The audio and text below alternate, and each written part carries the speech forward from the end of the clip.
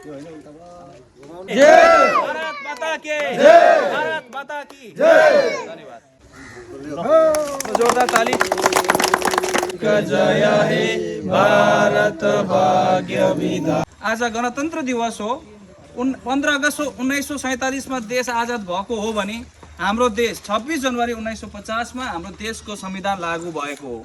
अर्थात् देश आजाद हुनुको धेरै सालपछि पनि हाम्रो देशको आफ्नो संविधान थिएन, हाम्रो देशको आफ्नो संविधानको पुस्तक थिएन। संविधान भनेको देशको एउटा आत्मा हो। संविधान भनेको एउटा लिपिबद्ध गरेको एउटा पुस्तक हो जो देशको रीढको हड्डी हो। जुन पुस्तकको अभावमा, जुन कानुन नियमको अभावमा एउटा स्वतन्त्र देशको हामीले कहिले पनि कल्पना गर्न सक्दैनौँ। देश आजाद त भयो, तर आजाद हुनुको धेरै पछि पनि ब्रिटिसले बनाएकै नियम कानुनले हाम्रो देश सञ्चालित भइरहेको थियो, जसले गर्दा हामी आजाद भए तापनि हामी असलमा आजाद थिएनौँ। ब्रिटिसले बनाएको नियम कानुनबाटै हामी सञ्चालित थियौँ।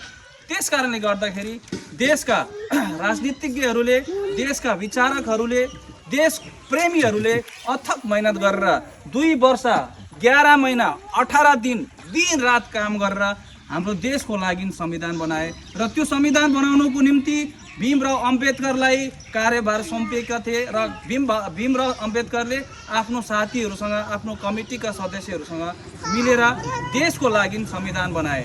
यस्तो संविधान जुन संविधानले देशमा बसोबास गर्ने हरेक मानिसको रक्षा गर्न सक्थ्यो, जुन संविधानले देशमा बसोबास गर्ने हरेक धर्मावलम्बीको सुविधालाई, उनीहरूको आवश्यकतालाई, जरुरतलाई ध्यानमा राखेर बनाएको थियो। आज तपाईहरूले हेरिरहनु भएको छ, दुनियाँको धेरै देशमा धेरै प्रकारको समस्याहरू भइरहेछ, लडाइँ भइरहेछ, मारकाट भइरहेछ, देशको भित्र धेरै समस्या उत्पन्न भइरहेछ। किन भन्दा किनकि भारतको जस्तो मजबुत संविधान छैन। यो संविधानले देशको हरेक मानिसको रक्षा गरिरहेको छ। त्यसले गर्दा कहिले हेर्नुहुन्छ तपाईँ बङ्गलादेशमा आन्दोलन भयो अरे हैन, बङ्गलादेशको प्रधानमन्त्रीलाई चियारदेखिको फ्याँकिरहेछ, पाकिस्तानमा समस्या भइरहेछ हो, हाम्रो जति पनि पडोसी नेपाल देशमा पनि समस्या भइरहेछ। तर हाम्रो देशमा समस्या भए तापनि समस्या उत्पन्न भएको समस्यालाई न्यायपूर्वकले त्यो समस्याको समाधान गर्न सकिरहेछ। किन भन्दा हामीसँग बृहत रूपमा ठुलो विशाल संविधान छ, जुन संविधानमा हरेक समस्याको समाधानको रूपमा लिपिबद्ध गरेको कुराहरू छ, जसले गर्दाखेरि कुनै पनि समस्या हुँदाखेरि देशको सर्वोच्च न्यायालयमा गएपछि त्यो समस्याको समाधान हुने गरेको छ।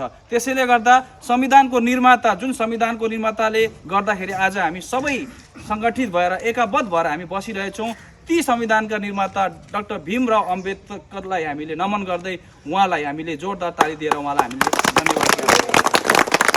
र आजको दिनको के विशेष महत्त्व छ त्यो कुराको पनि म अलिकति तपाईँहरूलाई महत्त्व यहाँनिर प्रकाश डाल्न चाहन्छु। आज हाम्रो देश वास्तवमा गणतान्त्रिक देश भएको हो। आजको दिन हाम्रो देश एउटा सार्वभौमिक देश भएको हो।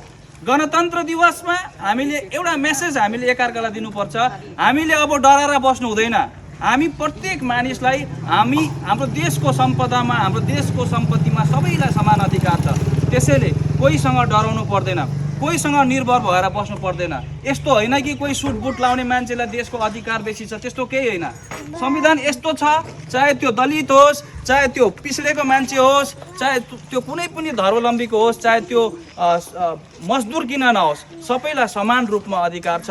त्यसैले कसैले डराएर बस्नु भन्ने छैन। सबैले निर्भीक भएर छाती फुलाएर हाम्रो देशमा हामीले हिँड्ने अधिकार हामीले पाइसकेको छौँ। र आजको दिनमा विशेष गरी हामी ती महान सपुतहरूलाई हामीले याद गर्ने जुन मानिसहरूले आफ्नो घर, आफ्नो परिवार, आफ्नो सानो साना बालखाहरूलाई छोडेर देशको स्वतन्त्रताको आन्दोलनमा आफ्नो सर्वोच्च बलिदान दिएर देशलाई आजाद गरे।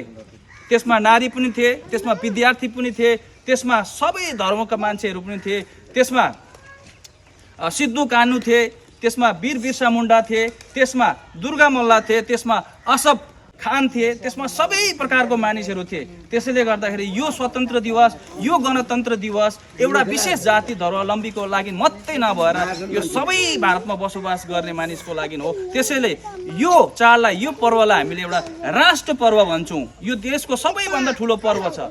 तपाईँको आफ्नो आफ्नो धर्म, तपाईँको आफ्नो आफ्नो जातको आफ्नो आफ्नो पर्व छ। हामी नाच्छौँ, गाउँछौँ, रमाउँछौँ, तर यो यस्तो पर्व हो जो पुरै देशको मानिसको लागि हो। यसमा कुनै प्रकारको मतान्तर हुनु हुँदैन, यसमा कुनै प्रकारको भेदभाव हुनु हुँदैन।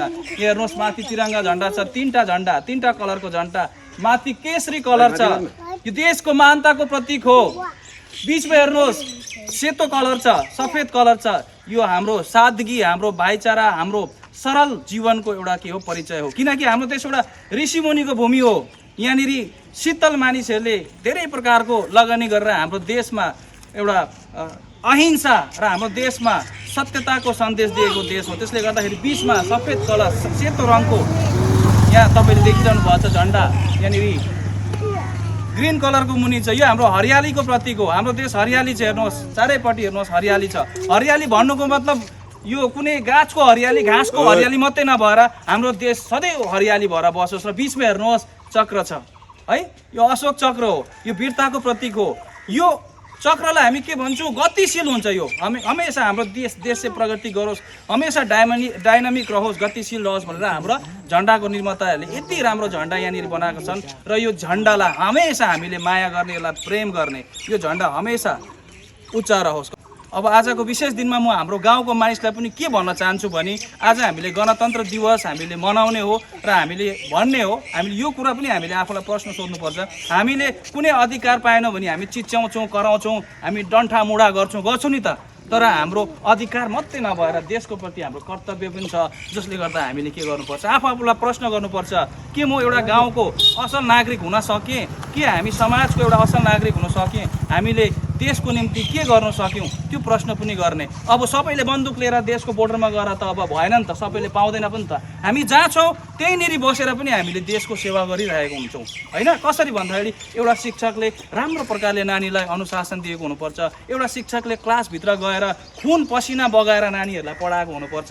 यो सोच्नु हुँदैन कि मेरो पैसा त आइहाल्छ, मेरो परिवार चलिहाल्छ, त्यो विचारधारा लिएर हिँड्नु हुँदैन। एउटा दोकानेले पनि त्यो विचारधारा राखेको हुनुपर्छ कि मैले कसरी राम्रो सर्भिस दिन सकौँ। हामीले एउटा श्रमिकले पनि सोच्नुपर्छ, मलाई कोही मान्छेले अगर मलाई पैसा दिएर काम लगाउँदैछ भने उसको काम मैले राम्रोसँग गर्नुपर्छ भनेर। एउटा डक्टर, एउटा कम्पाउन्डरले पनि त्यही विचारधारा लिएर हिँडेको हुनुपर्छ र सबैले आफ्नो आफ्नो काम, एउटा पुलिसले पनि त्यही विचारधारा लिएर हिँडेको हुनुपर्छ। सबै मानिसले आफ्नो आफ्नो जग्गामा बसेर अगर हामीले आफ्नो कामलाई कर्तव्यनिष्ठताको साथ हामीले गऱ्यौँ भने हाम्रो देशलाई एउटा महान देश हुनदेखिको कुनै पनि शक्तिले रोक्ने छैन। त्यसैले गर्दा हामीले अधिकारको लागि मात्रै नचिच्याएर हामीले आफ्नो कर्तव्यको प्रति पनि हामीले आत्मबोध भएको हुनुपर्छ। हामीले आफ्नो छिमेकीलाई माया गरेको हुनुपर्छ। आज चाडबाड आएको हुन्छ, म खुसीले कपडा लगाएर नाचिरहेको हुन्छु है, खाइरहेको हुन्छ, मेरो पडोसीले के खाएको छ खाएको छैन, त्यो कुरालाई पनि हामीले ध्यान दिएको हुनुपर्छ। र अन्तिममा म के भन्न चाहन्छु भने कुनै पनि समाज, कुनै पनि क्षेत्र तब विकसित हुन्छ जब त्यो क्षेत्रको बहुसङ्ख्यक नानीहरू, चाहे त्यो गरिबको नानी होस्, चाहे मजदुरको नानी होस्, स्कुल गएको हुन्छ, पाठशाला गएको हुन्छ, पढेको हुन्छ। हेर्नुहोस्, पैसा कमाउने मान्छेसँग पैसा होला, तर याद राख्नुहोस् धेरै पैसा भएको मान्छे पनि जब एउटा पढालेखा ज्ञानी त्यो गरिबको छोराको अगाडि त्यो गरिबको नानी बोल्दै गरेको सुन्छ भने त्यो धनी मान्छेले पनि सोध्छ, मभन्दा शक्तिशाली त यो नानी पो रहेछ। त्यसैले गर्दा पैसाले ठुलो हुँदैन मान्छे, याद राख्नुहोस्। मान्छेको ज्ञानले, मान्छेको विवेकले, मान्छेको बुद्धिले मान्छे ठुलो हुन्छ। त्यसैले तपाईँलाई जरुरत पऱ्यो भने तपाईँले आफ्नो घर बिक्री गरिदिनुहोस्, जमिन बिक्री गरिदिनुहोस्, तर तपाईँहरूले आफ्नो नानीलाई अवश्य शिक्षा दिनुहोस् भन्ने कामना गर्दै आजको भारत माता की जय, भारत माता की जय, भारत माता की जय। धन्यवाद।